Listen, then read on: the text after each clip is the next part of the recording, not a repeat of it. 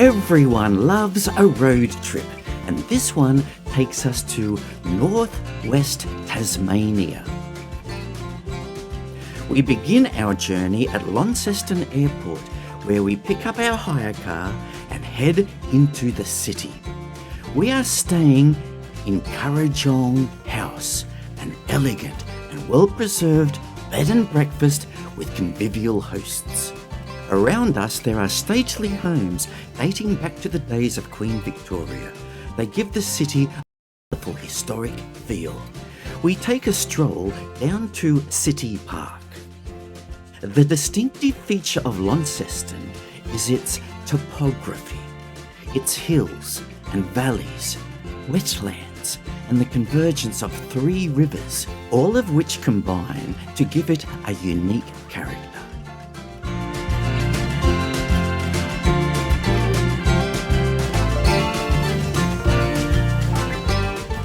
If you live in Launceston, you are called a Lonnie, and one of the city's favourite Lonnies at the moment is Olympic swimmer Ariane Titmus.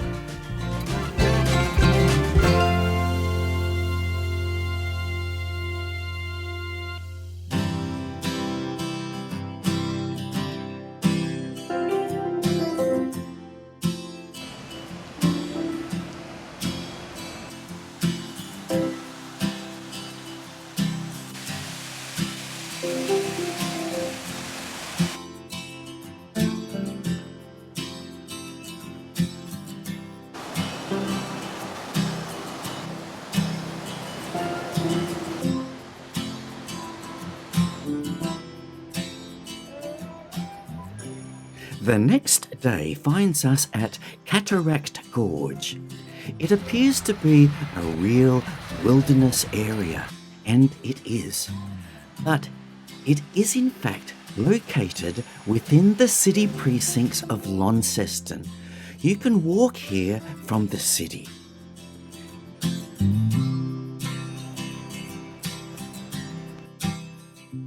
We take a cruise and learn that 3 rivers converge here, the North Esk, the East Esk and the Tamar, although the Tamar is not so much a river but an estuary, strongly influenced by the tides.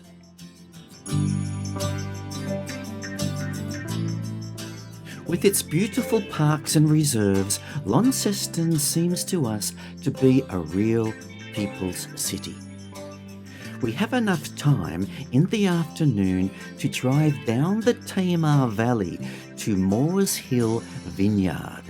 We are partial to Chardonnay, and our host at Cradle House has recommended to us this vineyard. Before this road trip ends, we will have come to appreciate the excellent cool climate wines that Tasmania produces.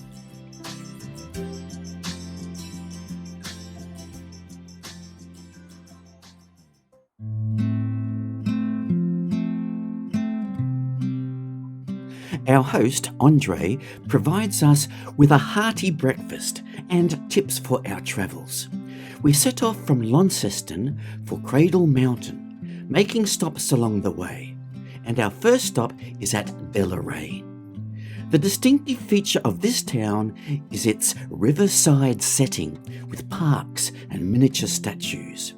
It's drizzling with rain, but the colours alongside the riverside are rich and vivid, and I linger here to capture the moment.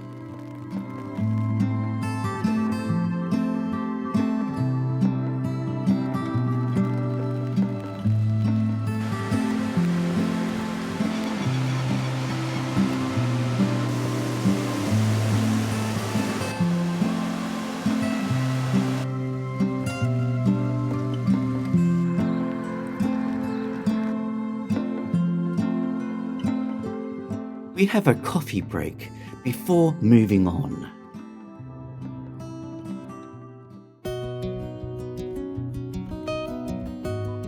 We come to the rural town of Sheffield. The distinctive feature of this town is its disposition towards painting a mural on any blank surface.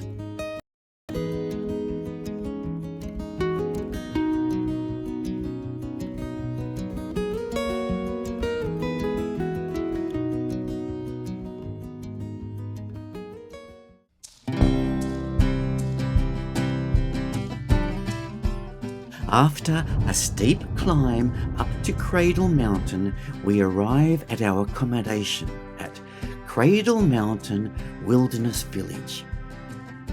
Our lodge is located in a bush setting, and we are greeted by a local currawong. Before the sun sets, we take a stroll along one of the many nature walks that are here. We are especially pleased to sight a wombat frolicking in the twilight. For some inexplicable reason, seeing him foraging like this fills our hearts with immeasurable joy. And then a waterfall at the end of our walk gives us further satisfaction. This paddy melon and a warm fire and a delicious meal cap off a wonderful day. Today is dedicated to walking the alpine trails of Cradle Mountain. To enter the national park, one must first go to the visitor centre to buy a day pass. All visitors must either take an overland walk that can take up to 6 days, or you can take the shuttle bus. We opt for the bus and disembark at Dove Lake. We walk to a boat shed that allows for a great photo opportunity. On a clear day, we would see majestic, jagged peaks all around us.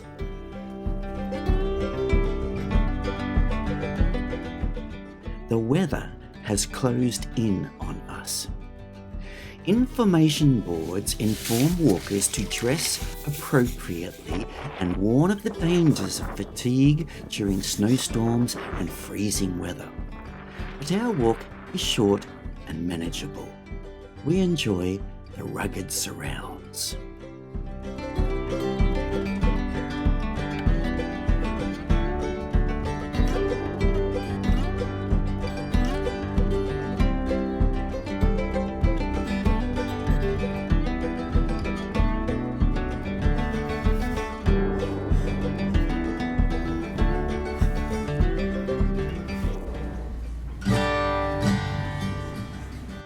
We take another forest walk near the Cradle Mountain Rangers Station. This walk features the famous myrtle beech. This tree is also found in South America, and fossils of myrtle beech have been found in Antarctica. All of this points to the existence of the great continent of Gondwana land that once connected all 3 of these continents.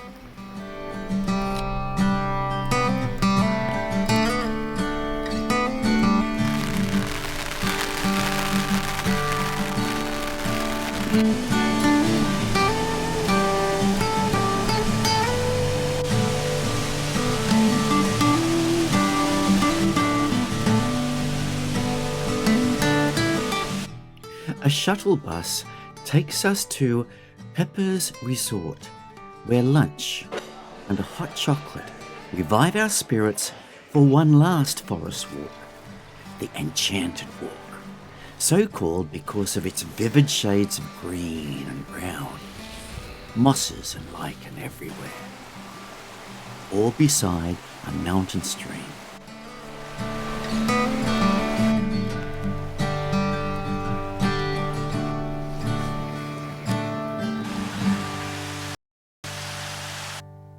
In the afternoon, we take the time to visit Devils at Cradle, a research and conservation sanctuary for Tasmania's species of devils and quolls. Here we learn that these animals are endangered because of loss of habitat due to foresting, feral cats, and facial tumour disease. We learn that devils have very poor eyesight but excellent hearing and an acute sense of smell.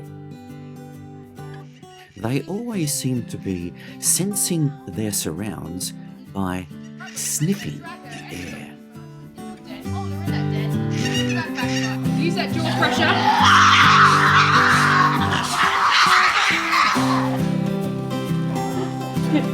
And Warita, we just saw 2 seconds ago, but she's actually fully grown, so she'll be around about 2.5 kilos. And she might get to 3 kilos with Jeremy, but her mum wasn't very big either, and so I reckon we'll get that around that.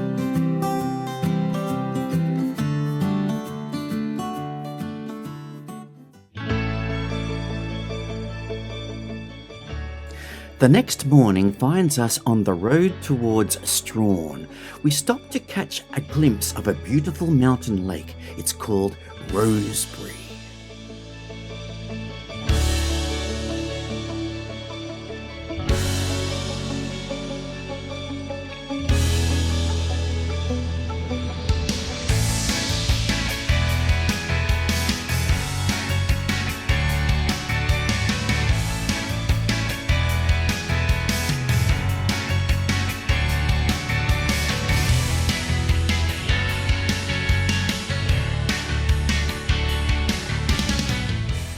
We pass through the boom-bust Wild West town of Zeehan. Back in its heyday, silver was mined here.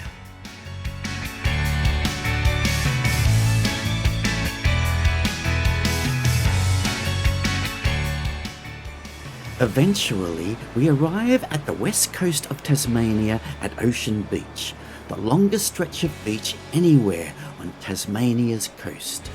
We look out towards the Southern Ocean. The wind blowing into our faces is called the Roaring Forties. In ages past, many daring Dutch mariners were whipped along by the Roaring Forties from the Cape of Good Hope to the edge of Western Australia in search of the Spice Islands. This is a wild stretch of coastline. There is no bathing between the flags here.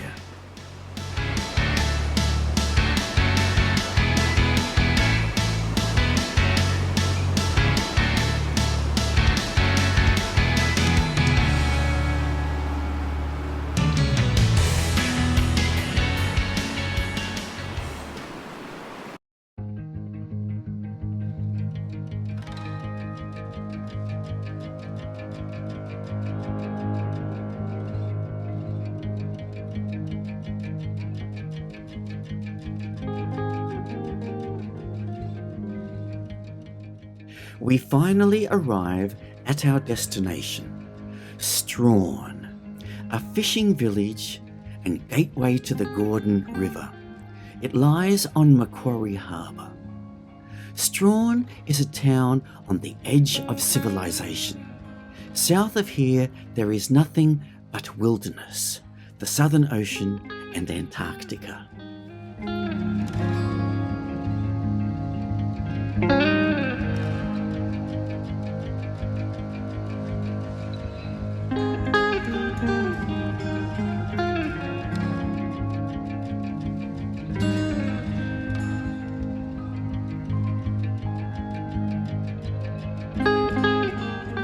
Our accommodation is here at Risby Cove, and unique accommodation it is.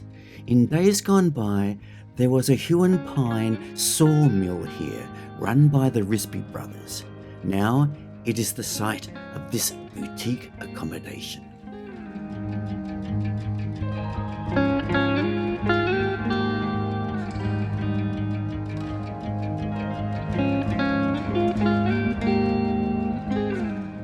This evening, we attend the longest running play in Australia, The Ship That Never Was.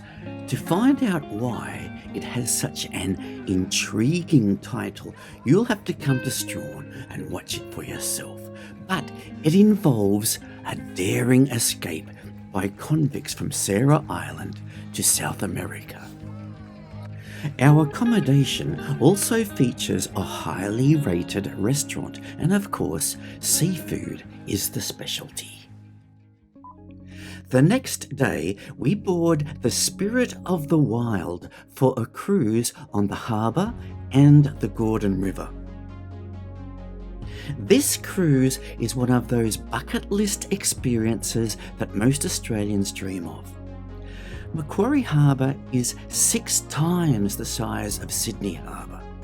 In 1822, a penal settlement was established in Macquarie Harbour as a place of severe and almost unendurable punishment for second offenders. Tasmania was then called Van Diemen's Land. The convicts were put to work extracting high-quality Huon pine from sites around the harbour for the purpose of shipbuilding. The entrance into Macquarie Harbour from the southern shore to a rocky islet is only 80 metres wide. Sandbars prevent entry on the northern side of the islet. The convicts and early mariners called this entrance Hell's Gates because many attempts to navigate this fearful channel often led to shipwrecks and drowning. Heart-rending stories include that of the lighthouse keeper who heard the cries of his own wife and children as they drowned when the ship they were sailing upon was wrecked entering the harbour.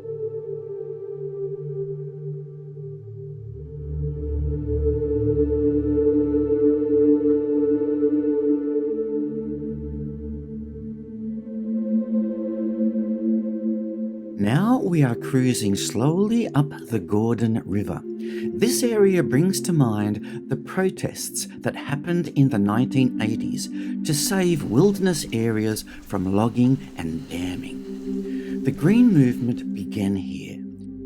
Many protesters chained themselves to bulldozers and fastened themselves to trees to stop the destruction. Many, including Bob Brown, were jailed. Now the Greens are the third most popular political party in Australia.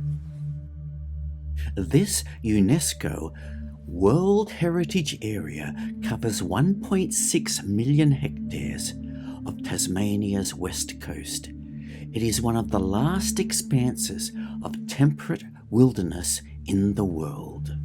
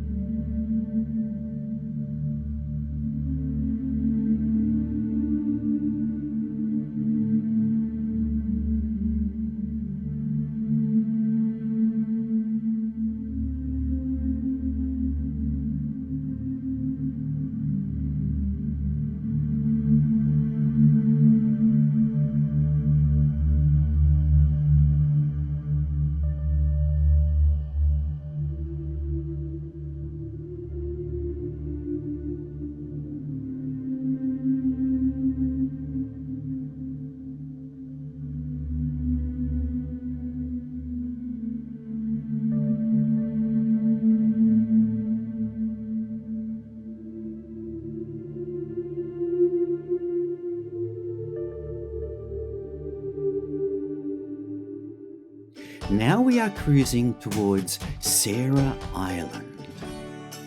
Tasmania's first penal settlement was established here on this remote island in 1822 and was intended to strike fear into the hearts of convicts. This was one of the harshest convict prisons ever created. The convicts were told to give up all hope of escape, since they were surrounded by impenetrable wilderness. Yet, many did attempt to escape, including the notorious Alexander Pierce, who cannibalized his fellow escapees to stay alive. The island wasn't chosen as a prison purely for punishment. It was also intended as a centre of industry. The west coast rivers were lined with Huon pine trees, a timber that was ideal for shipbuilding. In just a few years, this tiny convict outpost became the largest shipbuilding yard in the British colonies.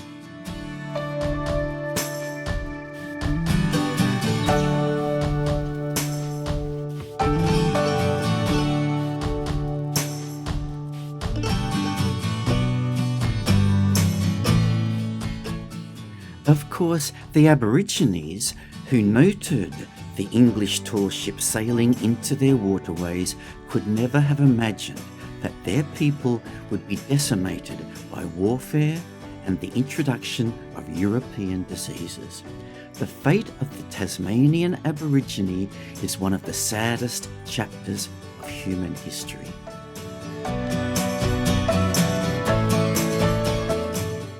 Our day is drawing to a close, and it's been a wonderful and informative day. We have experienced one of the world's great wilderness areas.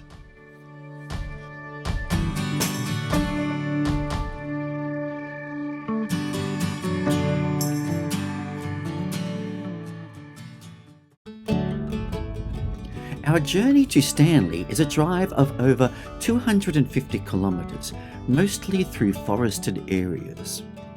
We take a break and stretch our legs at this roadside park. We arrive at Stanley as the sun is setting. Stanley is in that corner of Tasmania called the Tarkine, named after the Aboriginal people who lived there. There is a blast of Antarctic wind hitting us as we explore Stanley. These well-preserved, charming heritage buildings are pleasing, but the distinctive feature of Stanley is not so much the appeal of these heritage buildings, but the volcanic plug under which they sit. This plug is called the Nut and dominates the coastal horizon with its distinctive outline.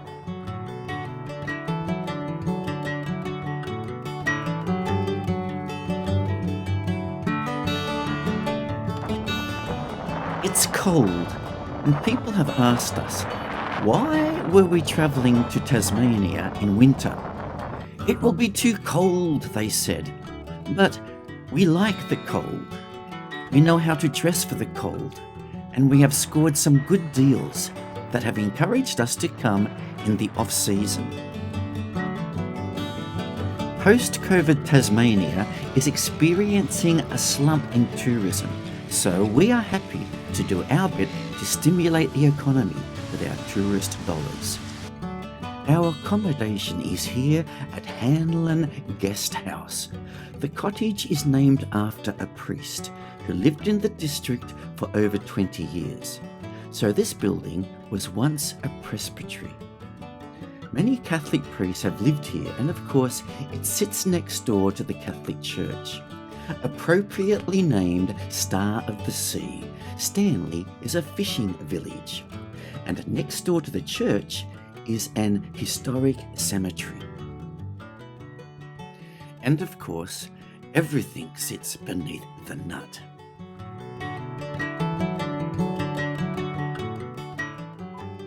The beach appears calm, but there is actually an Antarctic blast of wind coming up from the south, and the Nut seems to be benignly protecting this little bay. This evening, we dine at a restaurant of great renown. Connoisseurs of seafood come to Stanley for no other reason than to sample the fare offered here.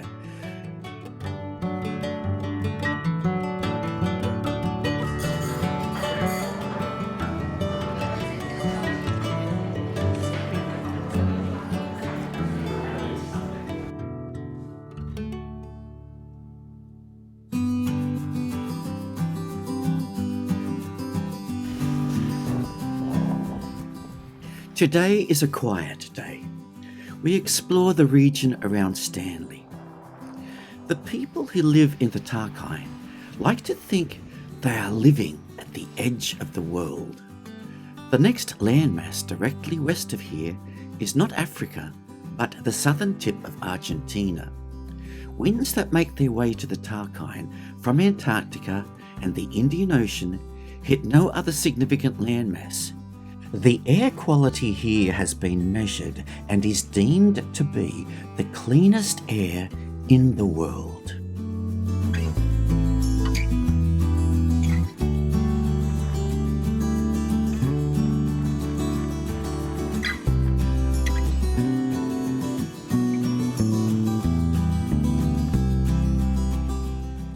This afternoon, I decide to walk along Godfrey's Beach. A low is approaching. By the time I reach the middle of the beach, I notice a change in the weather. A look at my phone shows a low moving across Tasmania.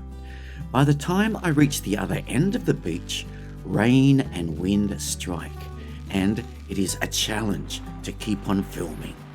But it is exhilarating.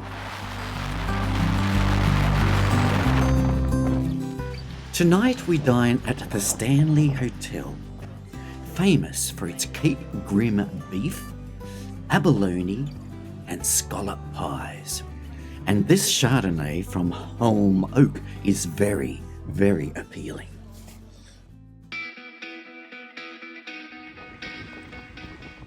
Today we are driving along Tasmania's north coast to Low Head. The sun has finally made an appearance. The road we are driving along is the Bass Highway, named after George Bass, who circumnavigated Tasmania with Matthew Flinders in 1798.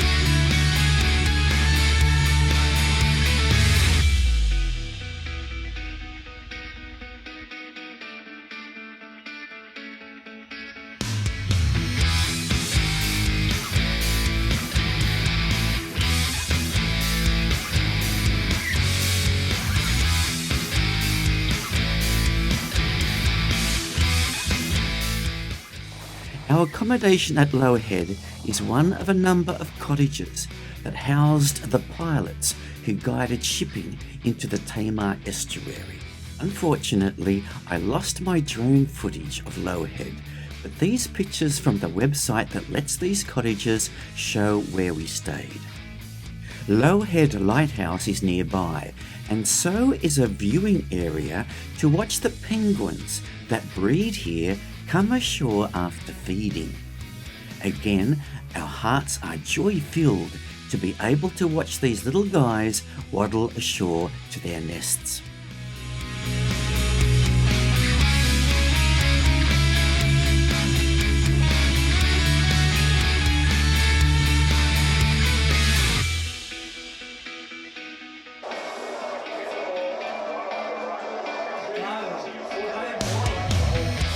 We finish our evening watching New South Wales win the State of Origin series. So our day has been pleasant in all respects.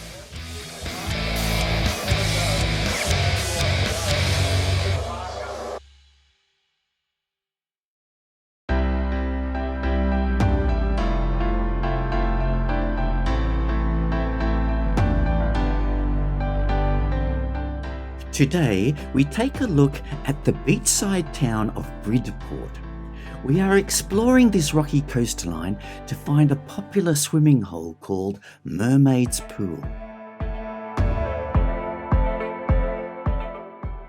In the distance, we see the town of Bridport, named after its counterpart in Dorset, England.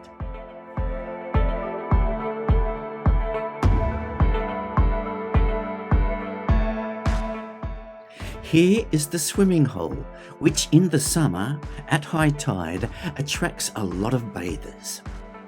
Shipping companies based in Bridport transport goods and passengers to the Furneaux group of islands, including Flinders Island.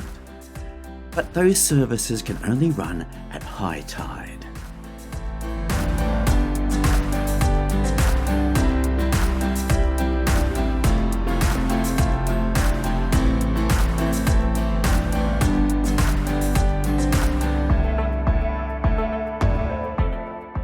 Today, we are trying to locate the vineyard that produced that very fine Chardonnay that we sampled at Stanley.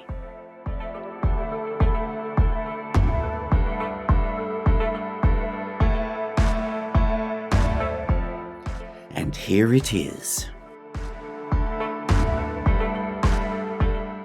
The wines are very much to our liking, so we become members and order a case. The vineyard is very photogenic, so I linger to film the scenic surrounds.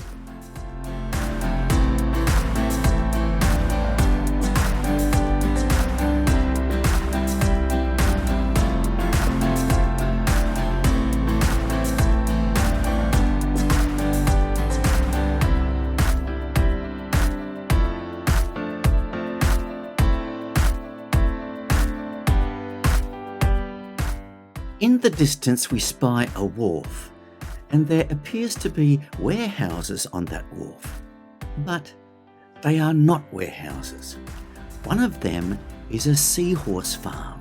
They breed and export seahorses to aquariums around the world.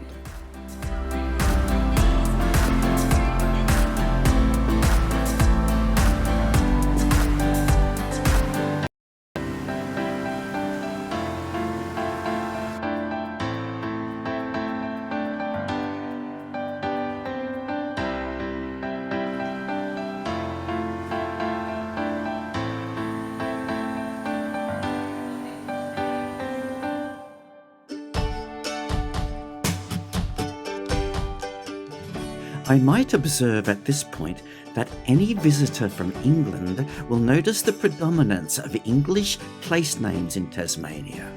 Beaconsfield, Sheffield, Devonport, Bridport, Launceston, Exeter, Ulverston are some that we have encountered. But this town breaks that pattern. It is called Grindelwald. This town has been developed in the style of a Swiss village, and it's postcard pretty.